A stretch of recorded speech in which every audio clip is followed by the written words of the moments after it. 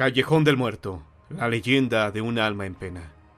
Una noche tormentosa y trágica de 1875, doña Juliana Domínguez comenzó con labores de parto. Eran las 3 de la mañana y llovía torrencialmente sobre la Puebla colonial.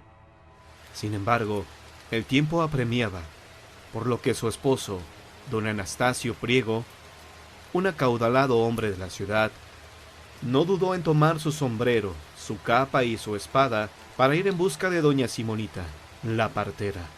Ante la lluvia y la inseguridad que representaba salir de madrugada, sus trabajadores insistieron en acompañarle, pero éste se negó, y a cambio ordenó que prepararan todo lo necesario para cuando él volviera.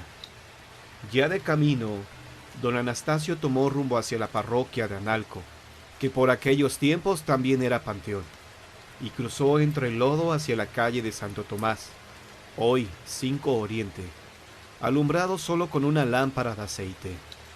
Cuando llegó al antiguo callejón de Illescas, 12 Sur entre 3 y 5 Oriente, fue sorprendido por un hombre que aprovechó la oscuridad para amenazarlo con una espada y exigirle que tomara una decisión: entregar su oro o perder la vida. Ni lo uno ni lo otro, respondió don Anastasio, quien, para mala suerte del asaltante, era reconocido en Puebla por sus habilidades en el arte de la esgrima, y pocos se atrevían a retarlo. Así, el habilidoso espadachín dio un salto, desenfundó su arma y, tras hacer una finta, atravesó el corazón del malhechor, quien quedó tendido a media calle. Don Anastasio no esperó a ver el final del otro hombre. Llegó por doña Simonita y decidió volver a casa por otro camino, tomando el puente de Obando. Llegaron justo a tiempo para recibir a un hermoso par de gemelos. Una vez que doña Juliana tenía a sus pequeños en brazos y la labor de la partera había concluido, don Anastasio la llevó de vuelta a su casa, y esta vez su curiosidad le llevó a caminar por el lugar donde había matado al asaltante. Encontró que el cuerpo seguía ahí, rodeado por curiosos que rogaban por su alma, y que desde entonces comenzaron a llamar al sitio como el Callejón del Muerto. La gente también aseguraba que si alguno caminaba por ahí a altas horas de la noche, el espíritu en pena del asaltante se aparecía. Por esa razón se mandó a colocar una cruz blanca, y don Marcelino Illescas, uno de los vecinos, mandó a oficiar misas por el descanso de su espíritu. Pero la medida no surtió efecto. El tiempo pasó, y el fantasma del ladrón siguió en el sitio hasta que una tarde de agosto, un hombre se acercó al padre Francisco Ávila en el templo de Analco. Le tomó del brazo y le rogó que le confesara. El sacristán estaba por cerrar el templo, pero el padre Panchito, como le llamaban cariñosamente, pidió que dejara abierto y accedió a entrar al confesionario. Pasado un buen rato, el sacristán entró a la parroquia, pero ni el sacerdote ni el hombre estaban ahí.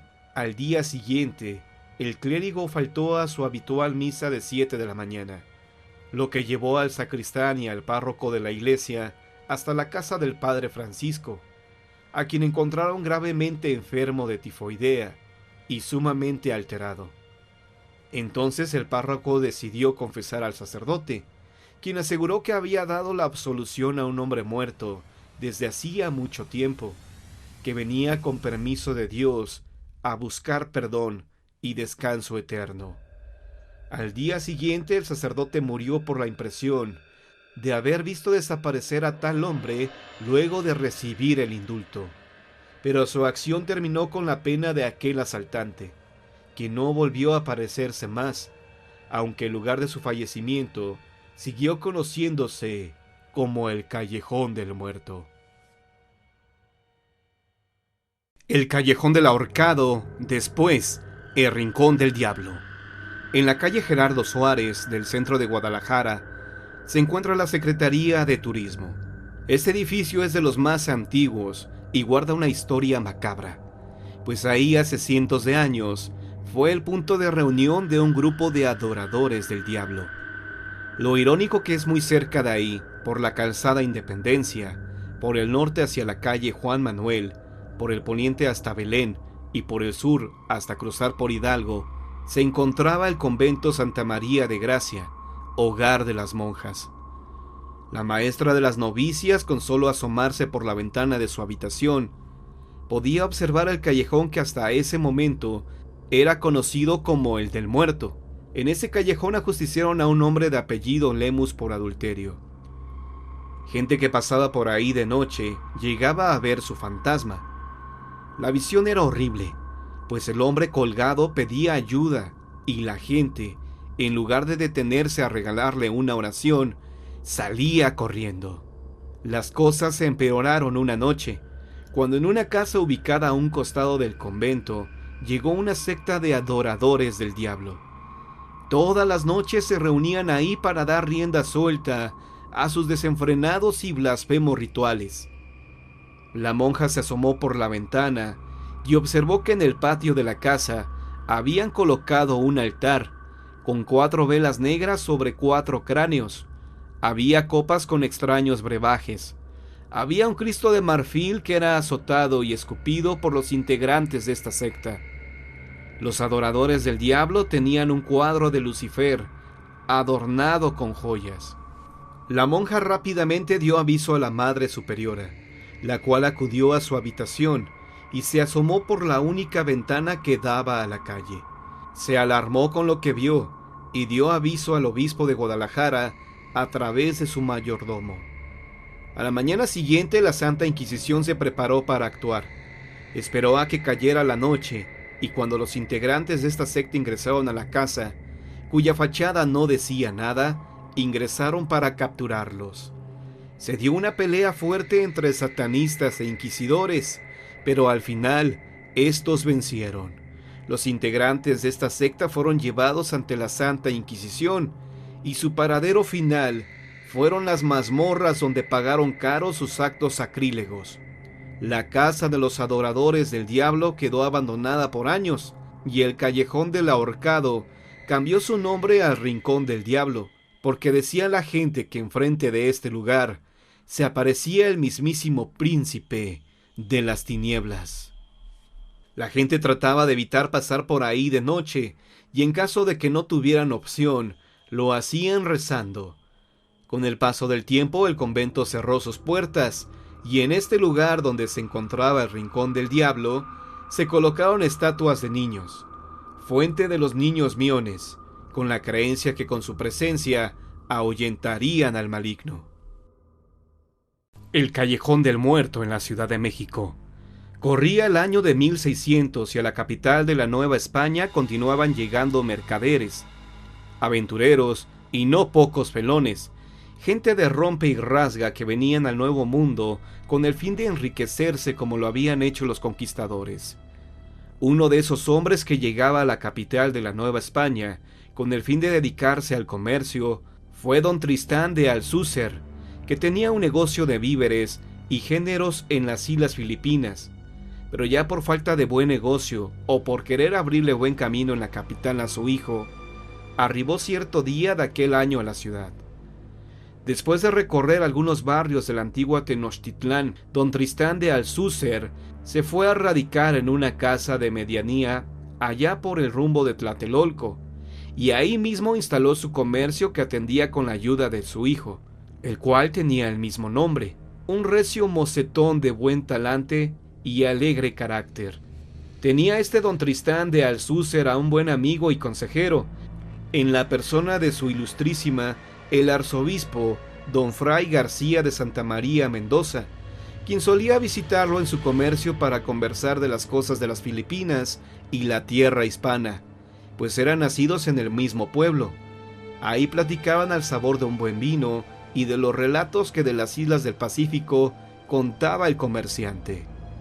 Todo iba viento en popa en el comercio, que el tal don Tristán decidió ampliar y darle variedad, para lo cual envió a su joven hijo a la villa rica de la Veracruz y a las costas malsanas de la región de Mas, al suroeste. Quiso la mala suerte que enfermara a Tristán chico, y llegara a tal grado su enfermedad que se temió por su vida. Así lo dijeron los mensajeros que informaron a don Tristán que era imposible trasladar al enfermo en el estado en que se hallaba, y que sería cosa de medicinas adecuadas y de un milagro para que el joven enfermo se salvara. Henchido de dolor por la enfermedad de su hijo y temiendo que muriera, don Tristán de Alcúcer se arrodilló ante la imagen de la Virgen y prometió ir caminando hasta el santuario del Cerrito si su hijo se aliviaba y podía regresar a su lado. Semanas más tarde el muchacho entraba a la casa de su padre, pálido, convaleciente, pero vivo, y su padre feliz lo estrechó entre sus brazos. Vinieron tiempos de bonanza. El comercio caminaba con la atención esmerada de padre e hijo, y con esto, don Tristán se olvidó de su promesa, aunque de cuando en cuando, sobre todo por las noches en que contaba y recontaba sus ganancias, una especie de remordimiento le invadía el alma al recordar la promesa hecha a la Virgen. Al fin, un día envolvió cuidadosamente un par de botellas de buen vino y se fue a visitar a su amigo y consejero, el arzobispo García de Santa María Mendoza, para hablarle de sus remordimientos, de la falta de cumplimiento a la promesa hecha a la Virgen, de lo que sería conveniente hacer, ya que de todos modos le había dado las gracias a la Virgen rezando por el alivio de su vástago. «Bastará con eso», dijo el prelado. «Si habéis rezado a la Virgen dándole las gracias, pienso que no hay necesidad de cumplir lo prometido». Don Tristán de Alcúcer salió de la casa arzobispal muy complacido. Volvió a su casa, al trabajo y al olvido de aquella promesa de la cual lo había relevado el arzobispo. Mas he aquí que un día, apenas amanecía la mañana, el arzobispo Fray García de Santa María iba por la calle de la Misericordia, cuando se topó a su viejo amigo don Tristán de Alcúcer, el cual aparecía ojeroso, cadavérico, y con una túnica blanca que lo envolvía. Caminaba rezando con una vela encendida en la mano derecha, mientras su enflaquecida siniestra descansaba sobre su pecho. El arzobispo le reconoció enseguida, y aunque estaba más pálido y delgado que la última vez que se habían visto, se acercó para preguntarle: «¿A dónde vais a estas horas, amigo Tristán Alcúcer?» «A cumplir con la promesa de ir a darle gracias a la Virgen», respondió con voz cascada, hueca y tenebrosa, el comerciante llegado de las Filipinas. No dijo más, y el prelado lo miró extrañado de pagar la manda, aun cuando él lo había relevado de tal obligación. Esa noche el arzobispo decidió ir a visitar a su amigo, para pedirle que le explicara el motivo por el cual había decidido ir a pagar la manda hasta el santuario de la Virgen en el lejano Cerrito, y lo encontró tendido, muerto, acostado entre 4 cirios, mientras su joven hijo Tristán lloraba ante el cadáver con gran pena. Con mucho asombro el prelado vio que el sudario con que habían envuelto al muerto era idéntico al que le viera vestir esa mañana, y que la vela que sostenían sus agarrotados dedos también era la misma. «Mi padre murió al amanecer», dijo el hijo entre lloros y gemidos dolorosos. «Pero antes dijo que debía pagar no sé qué promesa a la Virgen. Oh, mi padre». Esto acabó de comprobar al arzobispo que don Tristán Alcúcer estaba muerto ya cuando dijo haberlo encontrado por la calle de la Misericordia. En el ánimo del prelado se prendió la duda, la culpa de que aquella alma hubiera vuelto al mundo para pagar una promesa que él le había dicho que no era necesario cumplir. Pasaron los años. Tristán, el hijo de aquel muerto llegado de las islas Filipinas, se casó y se marchó de la Nueva España hacia la Nueva Galicia.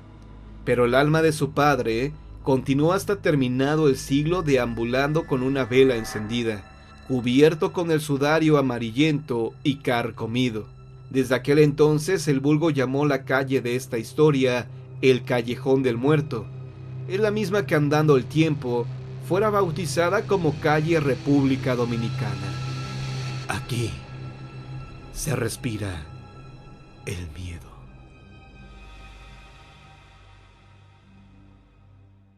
Si quieres pertenecer a la familia misteriosa, puedes suscribirte a este canal y también formar parte del grupo exclusivo de John Misterio en WhatsApp. Lo único que tienes que hacer es enviar un mensaje a la página de John Misterio en Facebook. No olvides checar los demás videos de este canal, pues sé que te gustarán. Por tu atención, muchas gracias.